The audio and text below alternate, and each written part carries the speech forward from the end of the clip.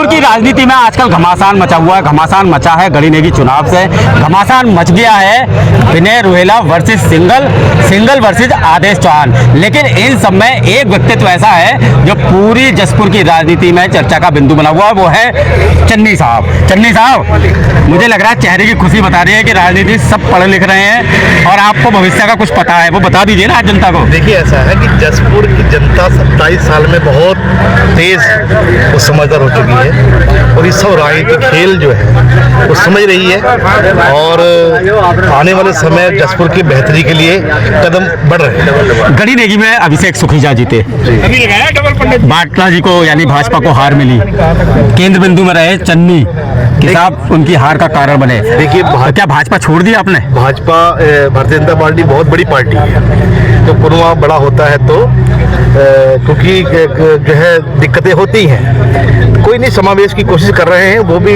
समर्पित भारतीय जनता पार्टी के ही कार्यकर्ता थे और मैं भी था, लेकिन निष्कासन हुआ है, दुख है, लेकिन देखो जो होता है। अच्छा, दिल में भाजपा है आज भी, क्योंकि आप भाजपा के कार्यक्रम में तो लगातार बन रहे हैं। अगर नहीं होती तो यहाँ कैसे होता? अच्छा, एक सवाल पूछ रहे हैं, जनता पूछ रही है कि चन्नी किस खेमे में आते हैं? मनोज पाल जी के आते हैं, रोहेला जी के आते हैं, सिंगल, सभी के खेमे में नजर आ जाते हैं। मेरा खेमा जनता है, जनता है, जो जनता के लिए करेगा उस खेमे में होगा। अगर आज विनय रोहेला जनता के बारे में सोचा तो मैं आज यहाँ आया। कोई अगर अन्य आदेश चौहान जी भी जनता के लिए कुछ करेंगे तो मैं उनके साथ भी होऊंगा। मैं जनता के खेमे में हूँ। अरे, जनता ये कह रही है, चर्चा ये है जनता के बीच कि चन्नी जो है विधायक बनने का ख्वाब देख रहे हैं और जसपुर की राजनीति में 2027 में विधायक के लिए उतर सकते हैं। देखिए, ये बिल्कुल झूठ है, निराधार है, क्योंकि मैं सेवा कर रहा हूँ पहले दिन से, जब से मैं जिला पंचायत सदस्य बना हूँ, वो मेरी लगातार जारी है।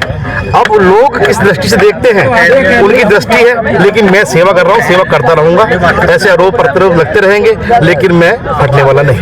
अच्छा, गढ़ी नेगी चुनाव में आपने भाजपा के खिलाफ चुनाव लड़ाया, क्या विधानसभा चुनाव में भी ऐसे ही करेंगे? मैंने भाजपा के खिलाफ चुनाव नहीं लड़वाया है, मैंने युवा शक्ति को चुनाव लड़वाया। अरे, बात तो एक ही है, भाजपा के खिलाफ युवा शक्ति। आप अंतर समझिए ना विकास भाई, एक खिलाफ हो गया, मैंने युवा शक्ति को चुनाव लड़ाया।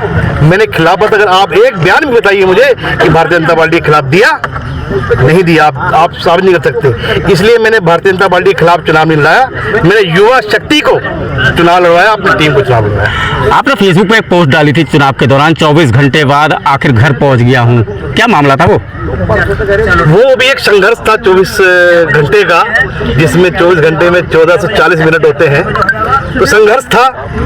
लेकिन जिन्होंने ये कुछ किया है उन्होंने मुझे अच्छा, उसमें मुझे एक मैंने महसूस किया है कि संघर्ष किसे कहते हैं, उससे गुजरा हूँ और जो ताकत है वो मिली मुझे, तो जनता के लिए उसका प्रयोग करूँगा। चन्नी जी का अगला लक्ष्य क्या है? अभी तो चुनाव में देरी है। मेरा लक्ष्य यही है कि समय आ गया, 27 का चुनाव आ गया है, उससे पहले जो जसपुर में काम हो जाए, तो पीक टाइम होता है काम करने का। इसलिए मैं चाहता हूँ कि सरकार हमारी अच्छा काम करे, जैसे रोडेज मिल गया, अन्य जो भी सुविधा है, स्मार्ट मीटर बंद हो जाए, प्राइवेट स्कूलों के लिए ड्राफ्ट तैयार हो जाए, जनता के हित के लिए जो काम है वो हो जाए तो बहुत बड़ा अच्छा रहेगा। जीत के बाद गढ़ी नेगी आप सीएम साहब से मिले जी, क्या कहा उन्होंने?